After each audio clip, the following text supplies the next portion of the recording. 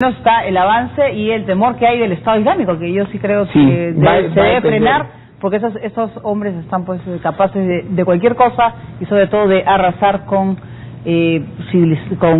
diferentes puntos de vista, ¿no? Y sobre todo matar, no le importan niños y mujeres. Ahora lo que se teme es que con la presencia de Estados Unidos en la región, nuevamente el Estado Islámico se concentre en lo que es el sur, Bagdad. Y ahí me gustaría ver cuál va a ser la política de Estados Unidos, si ayudar al gobierno de aquí, Bagdad, o como lo han hecho hasta ahora, pues permanecer al margen del conflicto. Vamos a ver qué ocurre, está complicada, ¿no?, la situación en Irak, pero vamos a contarles también que horas antes de que termine la tregua de 72 horas, Hamas reanudó sus ataques contra Israel, provocando, obviamente, la respuesta de este país. De otro lado, Egipto ha hecho un llamado a ambas partes para firmar un acuerdo definitivo que termine con los enfrentamientos.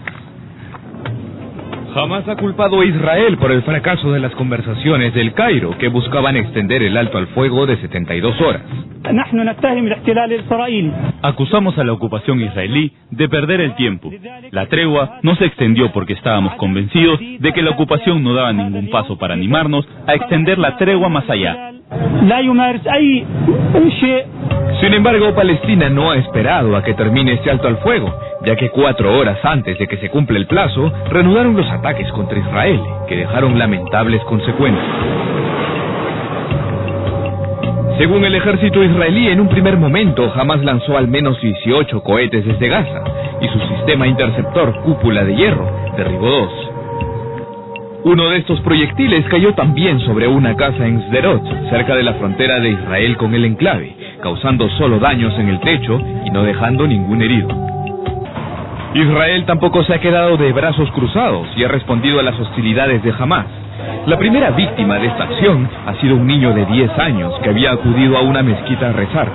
Otros 6 heridos fueron trasladados a los hospitales de Gaza para recibir atención médica.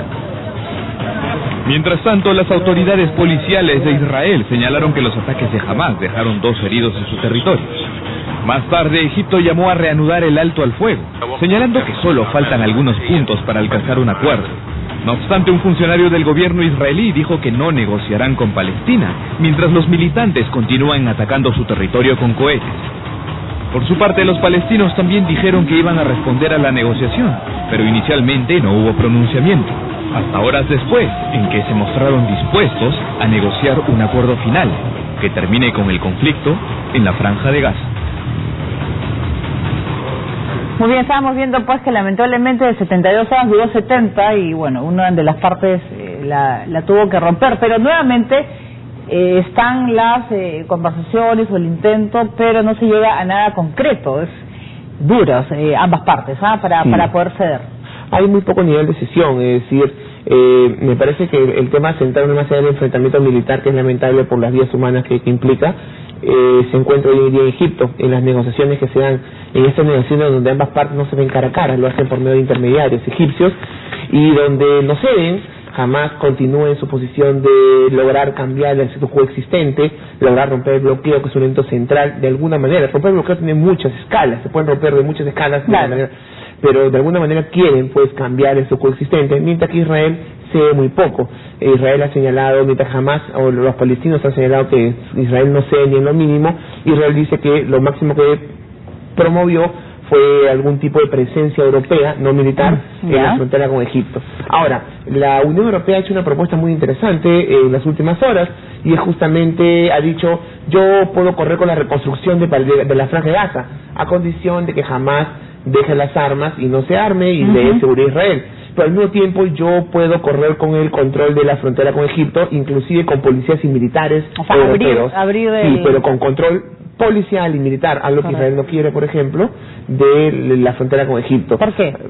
Porque, digamos, de alguna manera ellos tienen el control, ellos tienen la presencia ahí, entonces, de alguna manera eso implicaría pues una salida de fuerzas israelíes de la región, algo que obviamente Israel no piensa ceder.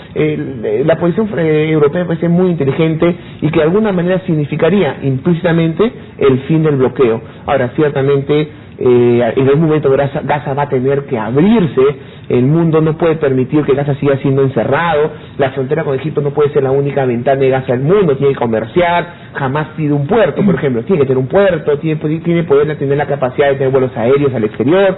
me parece que hay mucho por qué ceder. Ahora, en temas finales, y bueno, y si no hay acuerdo, que esta es una pregunta que a mí me parece fundamental, ¿qué puede hacer Israel? Hay dos caminos nomás. Uno, continuar esta guerra de desgaste, que obviamente no favorece a ninguna de las partes. Inclusive Israel no puede vivir en esta tensión. La población de Israel no puede vivir en esta tensión permanente, que en un momento te puede caer un cohete desde Gaza. La actividad económica, la actividad turística, todo el país se detiene. O la otra opción es invadir, una invasión terrestre de Gaza, con las consecuencias que ya vimos. Hemos visto más de 60 soldados muertos en Gaza.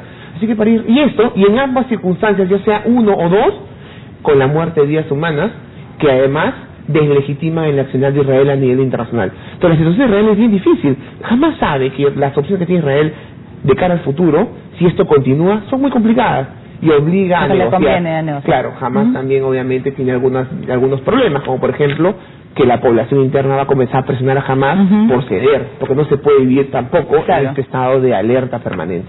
Pues también complicada la situación. En este primer bloque vamos a hacer nosotros una pausa y vamos a regresar con Ucrania y Kiev, que ha anunciado sanciones contra Rusia. Y mucha atención, la Organización Mundial de la Salud ha decretado emergencia sanitaria internacional por el ébola. Volvemos.